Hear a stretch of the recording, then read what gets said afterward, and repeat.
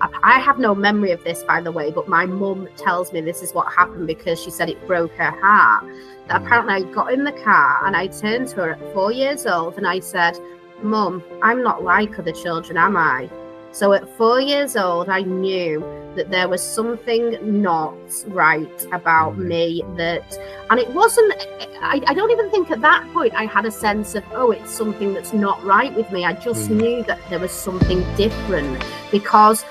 Welcome everyone for another wonderful day with another wonderful podcast. I am looking forward again to having a chat, because we have a lady who is ADHD and she's going to share what she does and how she does it and with her backstory. As always, I do not have a clue what her story is about, but this is why we're here, just to delve into what is interesting. Welcome, Rachel. Welcome. Hi, thank you so much for having me. It's our pleasure. Thank you for coming on, especially with a person that does not have a clue what you do. It must be like, God, have you not taken the time to find out what I'm all about? How rude. No, just go with the flow, makes life easier. I'm telling you. So we're going to do that right now. So let's go with the flow. So in the meantime, I'll do what I always do and ask, what do you do in your business to help people be successful? And then we'll go with the flow. So I have set up in the last year a company called ADHD and Me. It's a community interest company, so it's not about making a profit. It's about spreading awareness of what ADHD is, especially how it affects adults, because there's not a lot of information out there about that, about what it is to live with ADHD. I have ADHD myself. I was diagnosed at the age of 10, so this was way back in, showing my age here, 1998. So there really wasn't a lot of information known about ADHD. And actually, I'm very fortunate that when I was a child, I presented more like generally a typical boy with ADHD. I presented as, which means I was loud, I interrupted classes, and looking back, obviously you don't like to think of yourself as that, but if I wasn't how I was back then, I don't think I could have been diagnosed when I was, because as I said, there wasn't a lot of information about ADHD. It wasn't even known that it affected adults at this point. It was very much a boy's condition at this point. So yeah, I got diagnosed when I was 10, and it's been a journey of self-discovery really ever since. And over the years, there's been a lot more information coming out about ADHD, because obviously there's been a lot more people diagnosed with it. But I still think there is a lot of misconception out there, and a lot of there's not enough information about what it's like to live with ADHD on a daily basis as an adult. You often hear about the parents' struggles when they're raising a child with ADHD, but you don't tend to hear a lot from the people who have ADHD themselves, mainly because they never gain enough support, they never gain enough opportunity to get a platform to get information out there. So I'm very fortunate. But that's what I'm all about with ADHD and Me. It's about spreading awareness, but we also take a very holistic approach to what ADHD is, because it's not just about the person with ADHD, of course they're at the center, but it's about supporting everybody around the person with ADHD. It's about making sure they have that strong support network so that everyone can thrive and everyone can understand what ADHD is. Yes, that's great. I mean, I like that you're actually putting it into a system where it's helping everybody, just like when it takes a village to look after a child, and it's the same kind of philosophy where it takes many people to look after each other. I'm not going to say after that particular person, but each other, because ADHD people can bring a lot to the table. So it's it's not a one-way conversation or situation, and that's wonderful. But I want to discuss about the situation way back in the days. It was seen as just a boy's condition rather than a a girl's condition. Let's speak about that. And do you know anything more about that and why that was the case? Yeah, so because of, obviously, most people are aware that typically, and I like to use the words typically and generally because there are exceptions, you know, that there's no one kind of thing fits all system. But because the way boys' brains are built typically are biologically and physiologically different to girls, the way they respond in terms of their ADHD behaviors is very different to girls. So boys typically with ADHD tend to be loud, interruptive, talk excessively, obviously lose attention. But the main thing is that they interrupt everything and they disrupt lessons if they're in a mainstream school. So that's why they get typically picked up at a much higher rate. Because there is statistics that show that more boys have ADHD than girls, but it's not because they do, it's because girls are getting missed in the diagnosis. Because girls with ADHD, and again, this is typical because I presented like a boy with ADHD when I was younger, so there are exceptions. But girls with ADHD typically are much quieter. They are able to mask to a certain extent more than boys, I would argue. But they still lose concentration. They still can talk excessively if they're comfortable. They still have the restlessness. They have a lot of the core symptoms of ADHD, but because of that masking ability, they are often able to kind of keep it all inside. And while people may say, oh, that's just adapting to your environment and that's just, you know, you've got to get on with it, the damage that does to a person to mask as a neurodivergent, let alone someone with ADHD, is massive on an emotional and mental level. Yeah, no, you're totally right. I mean, masking, do you know what? It's a good mechanism to defend yourself at particular times. But when you have to do it to the majority of the time, you then have a situation where you don't know whether you're coming or going because you're fighting against your nature, right? Yeah, exactly. Yeah, exactly. So when you're fighting against your nature, it then becomes quite destructive. And it comes out as you get older, it comes out in so many different ways in a negative way. Yeah, and especially the impact of self-esteem, because that's massive, because you basically turn into a people pleaser. If the only way you know how to be liked and fit in is to hide your true self, you turn into someone who's never going to go against the grain, who's always going to please people, who's always going to be uncomfortable to a certain extent, and it just doesn't bode well. I did a blog series as part of ADHD and Me, where I spoke to, and the series was called The Late Bloomers of ADHD, and I spoke to women in their 40s and 50s who, after not knowing why their whole life, why they were different, why they struggled to fit in, they finally were getting these diagnoses. I actually spoke to a woman who had been in prison, and her prison rehabilitation officer, when she got out, said to her, have you ever considered the fact that you have ADHD, because you do come across that way? And she said no, and that's how she ended up going down the pathway. But the hilarious thing is, or the ironic thing is, I should say, is that she was in prison for supplying and being in quantity of a class A drug, which is used medically to treat ADHD. So there's a catch-22 there, really, and it just kind of shows the what happens sometimes if a diagnosis is missed, not just in girls but in boys as well. It can lead to all sorts of dark places. I mean, some people are able to mask better than others, but in some cases it leads to addiction, it leads to trauma, it leads to all these things just because they've not had the support at a much earlier time. And this is the problem with masking. It's and to be honest, like you said, typical is the word to say, because there is no foreseen situation. So yeah, because I've known people that mask and done very well, and then as they got older, learned not to mask. I was one of them, to be honest. I was masking because I didn't want to show that I, wasn't competent at reading and talking and all this kind of situation. But over time, I learned that it's best to be open. But that doesn't happen for a lot of people. A lot of people go through a lot of pain. And as you say, being a people's pleaser really detrimental, because if you get yourself in the wrong company, let's say your partner, an abusive partner, whatever, you think you're not good enough to have anybody else, and so on and so forth. That's it. And I think with ADHD as well, there's all sorts around attachment and being able to have secure relationships just as having those symptoms of ADHD.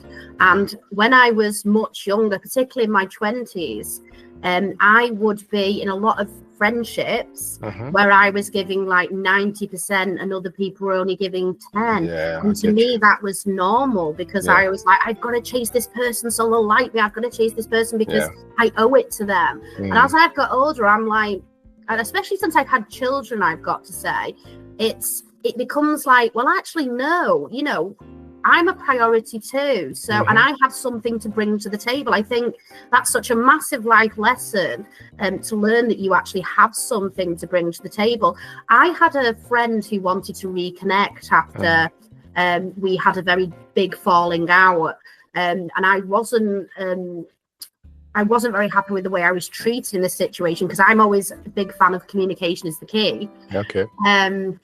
And they wanted to reconnect. And I said to this other friend, I said, what do I do? Because I do miss the friendship with this person, but also this person really, upset me because they made comments about my ADHD and things like that.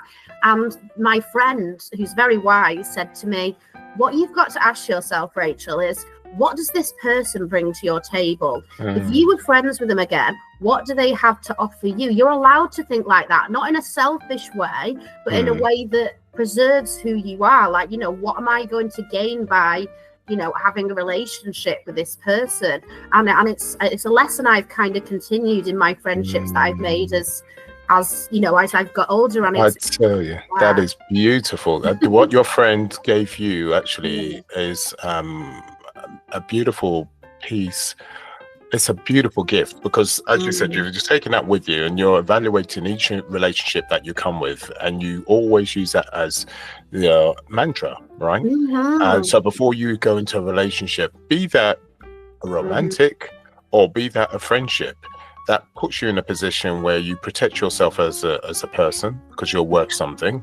And also it stops all that nonsense going through and then finding out that the person's done something behind your back and spoken to you in a certain way. So that's really good. But I think with ADHD as well, there is a lot of people with ADHD do tend to have low self-esteem initially or as they grow up, because of obviously the society is full of high expectations, and with ADHD you either learn to try and go for them and fail, or you learn not to care. That's what my experience is. So the fact that this affects all your relationships, the low self-esteem, I've really had to work on that over the years, and actually, like you said, realize that actually I am worthy of something. It's okay to say that I deserve something. And obviously there's that ricocheting effect that we've been talking about. But when was that flip situation from I am not worthy to a situation, but hang on a minute, I mean, I understand your friend said and gave you that beautiful piece of information, but there must have been a point in time where you, as you got older, something broke the camel's back and thought, I'm not getting a good deal here. Do you know what it was? And it's really interesting. So I don't just own the ADHD and Me company. That's just part of what I do. I'm also a writer.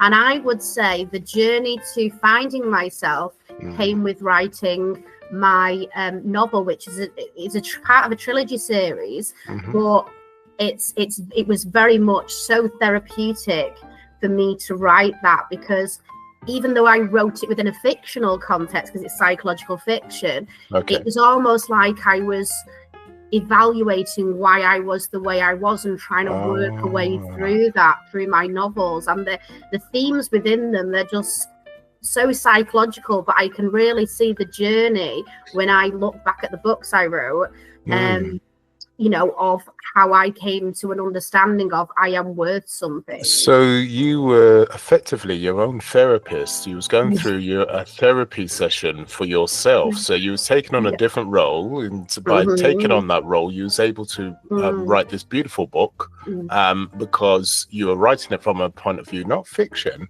really from a realist point of view, but you used the fiction side of it to be able to write the book. Does that make sense? Yeah, it does. And when I was writing it, none of this occurred to me that, oh, this is a journey of me. But actually, it's very obvious now because the actual novel revolves around a patient with a psychiatrist, like for some of the chapters, and then revolves around flashbacks of things that may have happened to them to make them who they are. So actually, I now look back and think, how could I have not known when I was writing this that this was about me? But the interesting thing was the psychiatrist and the patient were both different sides of my personality. So the psychiatrist was my professional self, the self I like to present to the world of, oh, I'm happy and I'm okay and I'm good, but I'm a bit unorthodox, I'm a bit unique. And then the patient is my authentic self, the person who wears their pain and is very raw and open and vulnerable. And actually having those two different sides of my personality have a conversation in these various chapters was so therapeutic, because it was almost like I was giving myself what I needed. No, totally. But Rachel, I hope you paid that psychiatrist very well. Still working on that part. you did really well, Rachel, to do that, and I'm glad you did it away not knowing, because that made it more of a natural process and more of a forced process. So for you, it worked in the right way, so you can bring out the right you. And actually reading back must have been very strange. Well, there's still things that when I read, like when I sometimes think of different aspects of the trilogy, and I think, oh, this relates to that. There was one part of the novel where I showed my friend, who's American, and he looked at it and he said, Rachel, you do realize this is your relationship with this person, and that he knew me well enough to know that this is part of like real life here. But there's different things. I look back at some aspects of it and I'm still finding things that actually that's why I put that in there, because I was going through that and I was working that out. So it really was a deep dive into kind of dealing with my own trauma.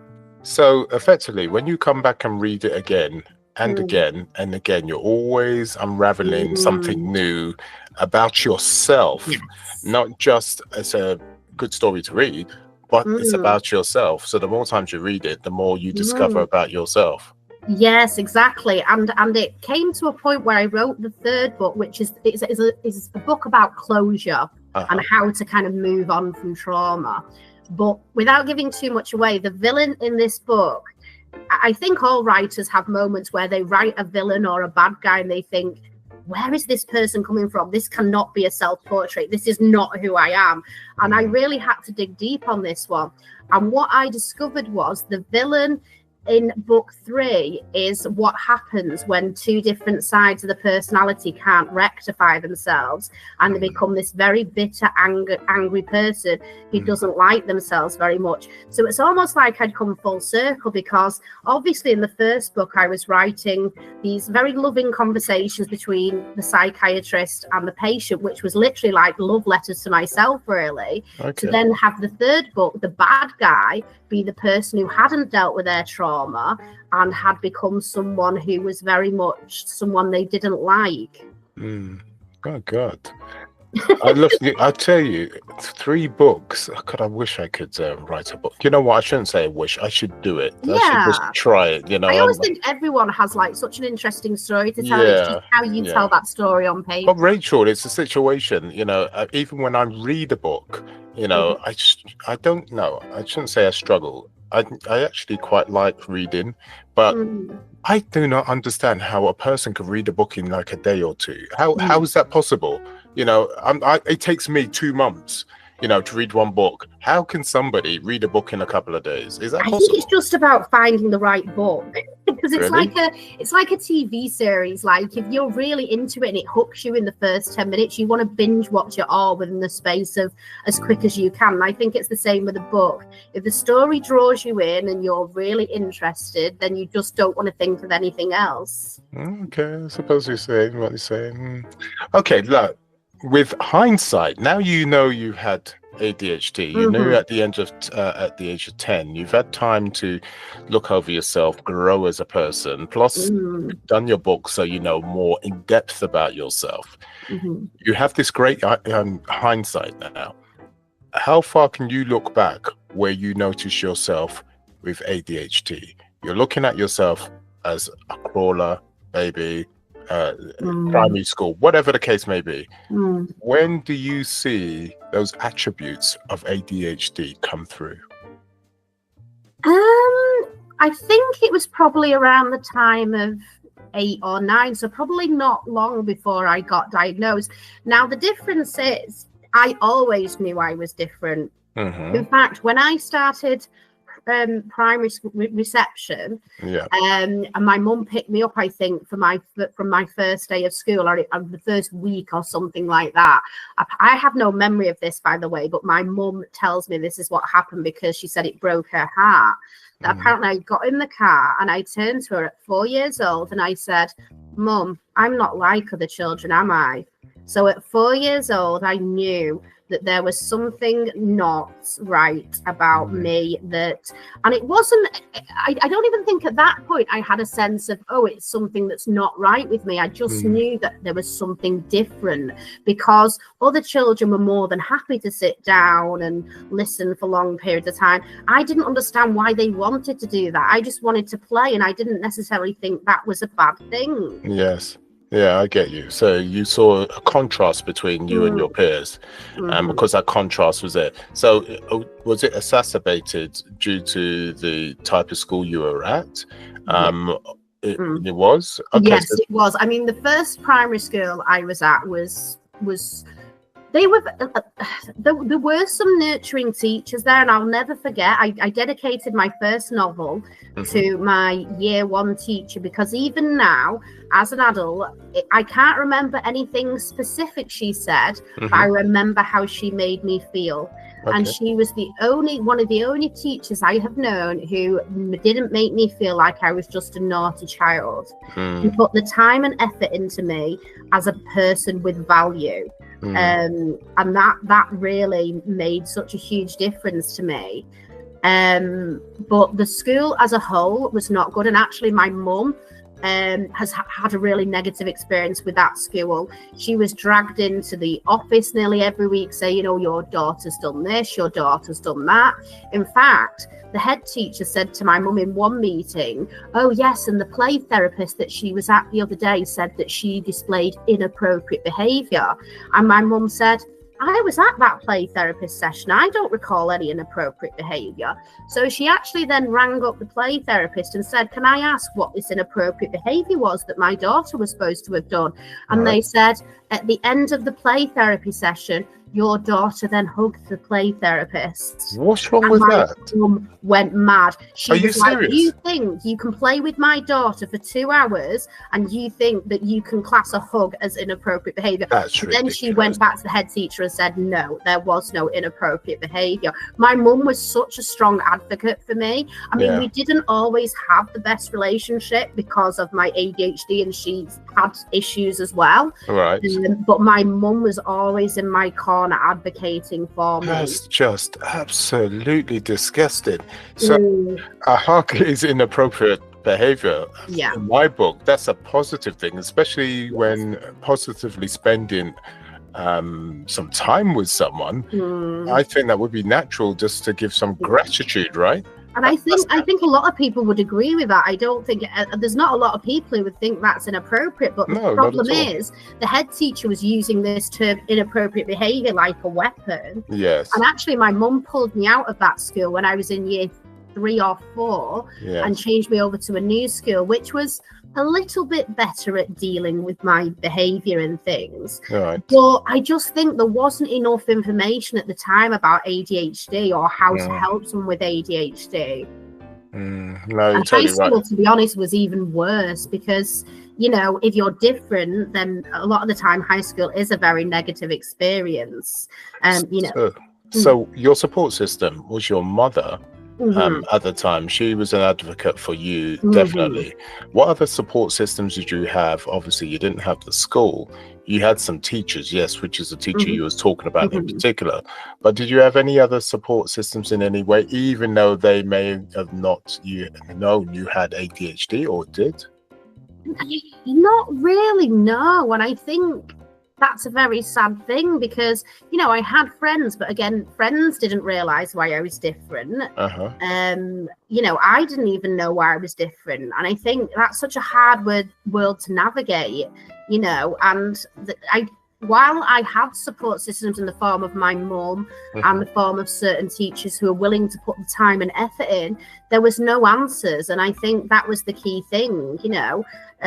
People who provide support, they've got to know what type of support a person needs. And I think when they don't, all they can do is try their best. And unfortunately, for some people, the amount of effort that requires when they don't have the answers is that they kind of just draw away because it's too complicated for them. Yeah, and it also must have been quite simple but complicated for you. I know that's a double whammy. But explain that. Was it simple and complicated? And if it was, what does that mean to you?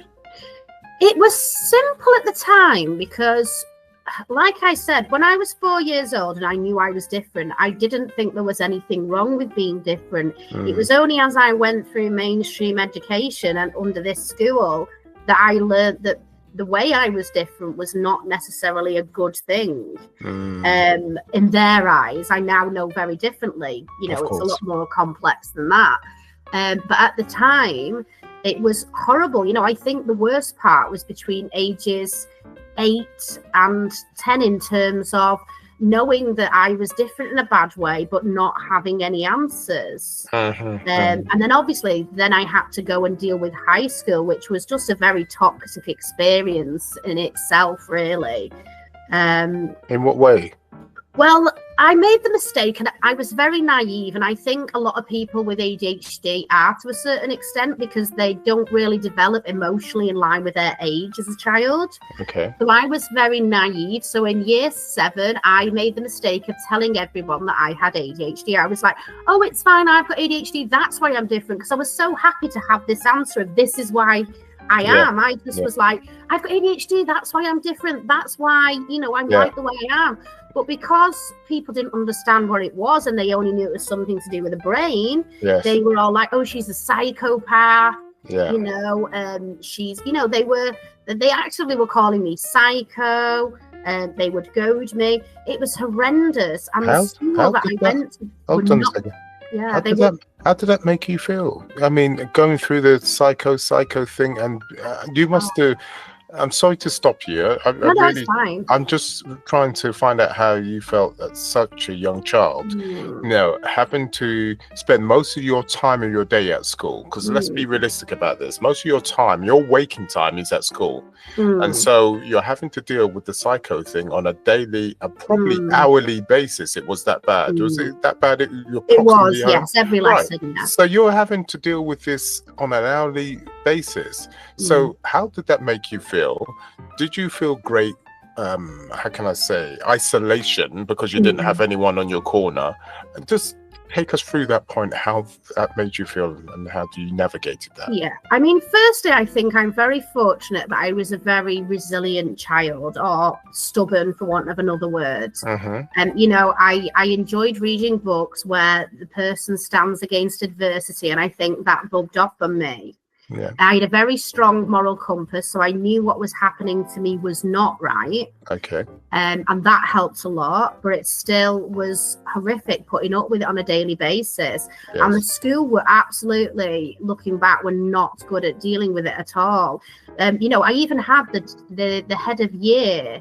I got called names in a lesson and, you know, goaded and all this and bullied. And then when I went to the head of year to discuss it, he said, well, maybe if you weren't so loud, or maybe if you just were quieter in class.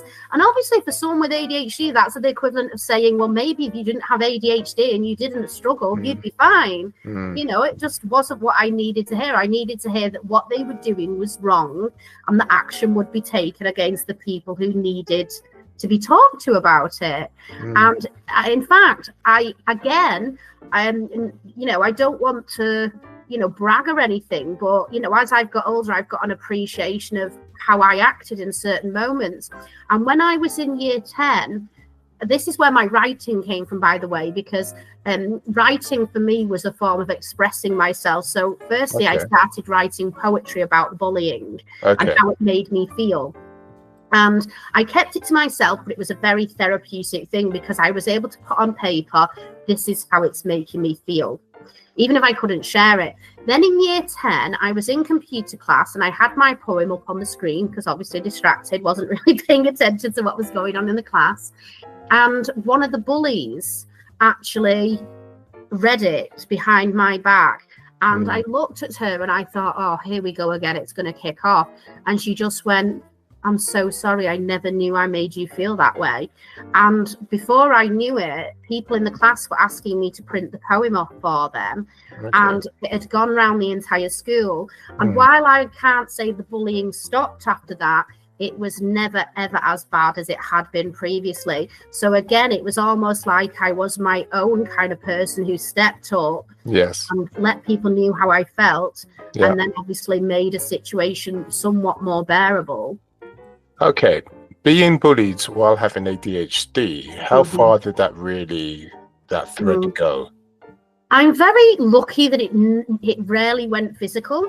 That's good. But it was more the mental side of it and the constant name calling. I mean, I hated school anyway. I didn't see what I was getting out of it. I still don't see what I got out of it because, you know, I left school with 2 GCSEs. Yeah. I thought I was thick.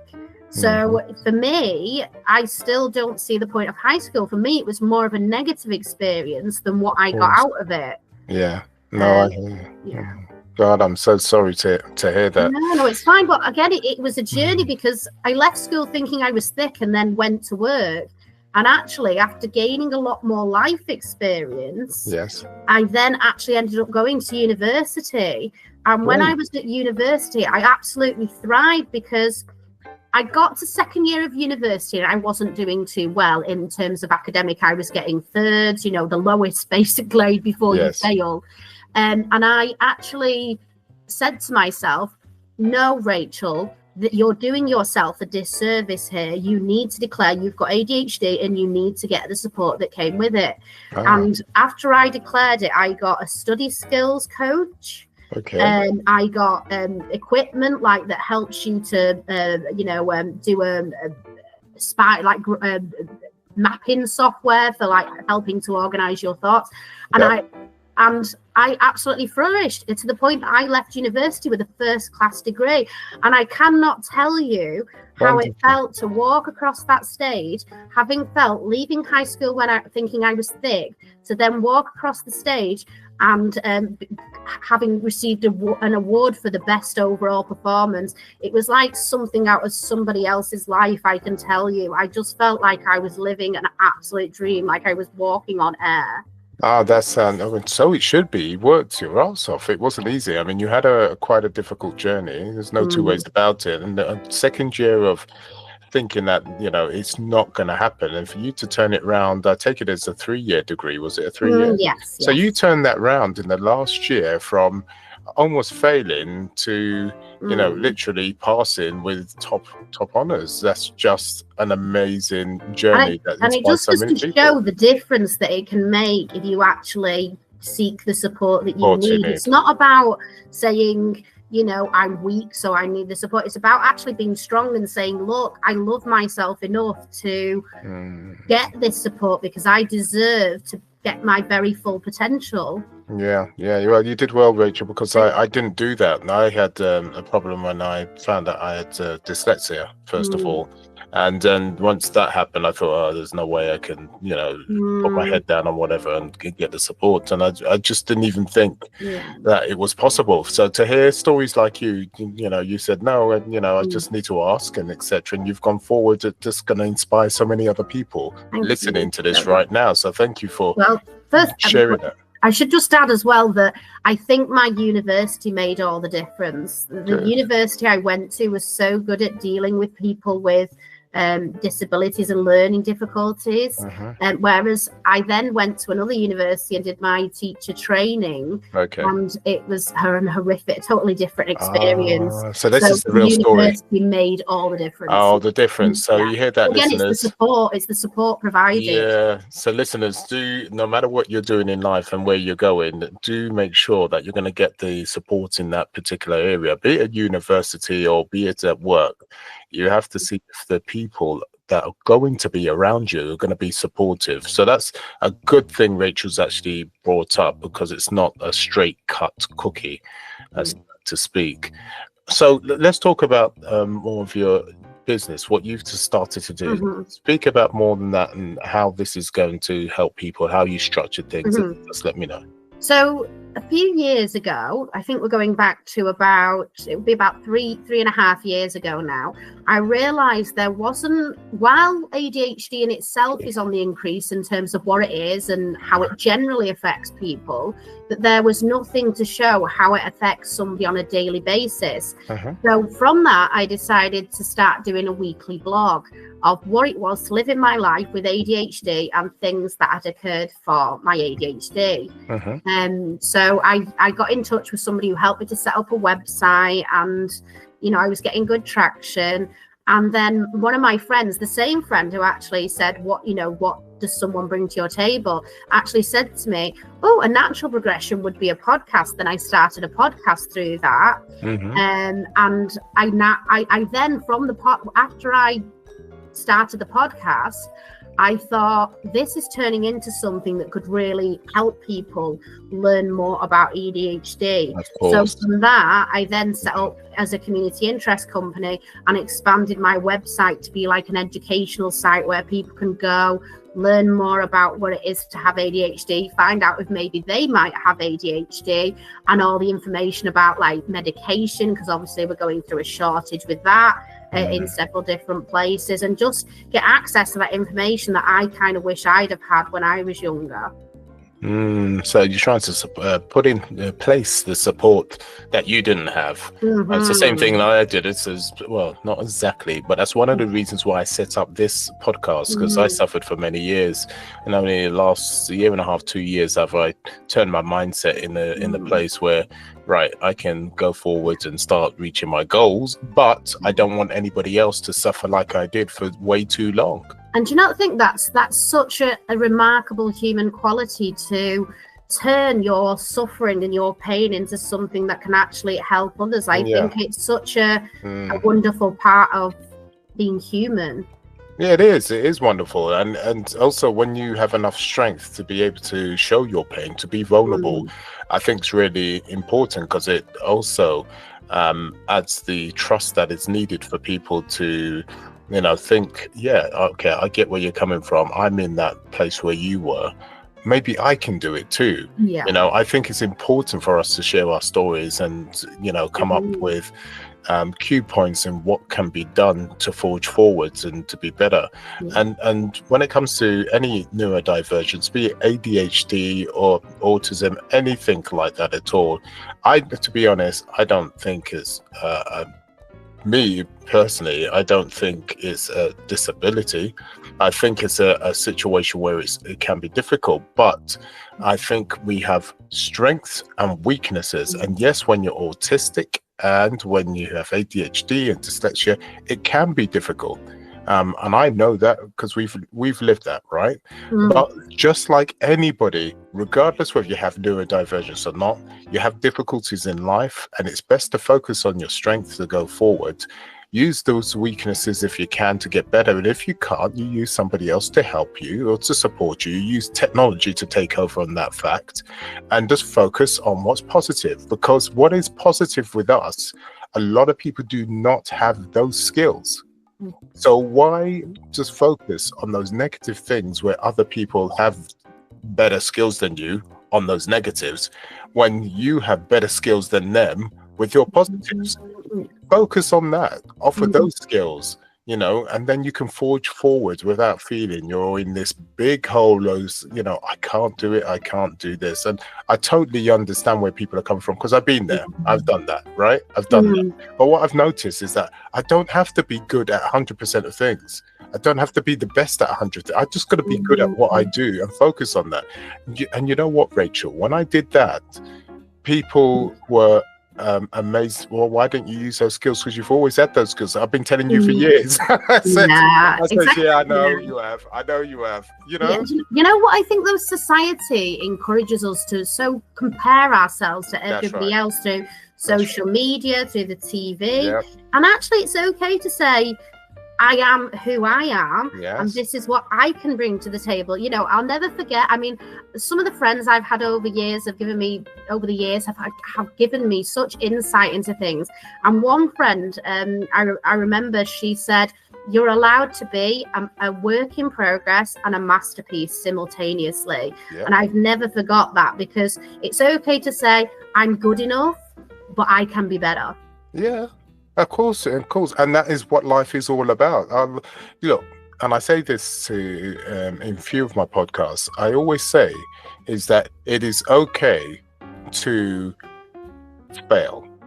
It is important to fail. You have to fail, because nobody goes from getting out of bed and there's success, getting out of bed, doing something else, and then that's success.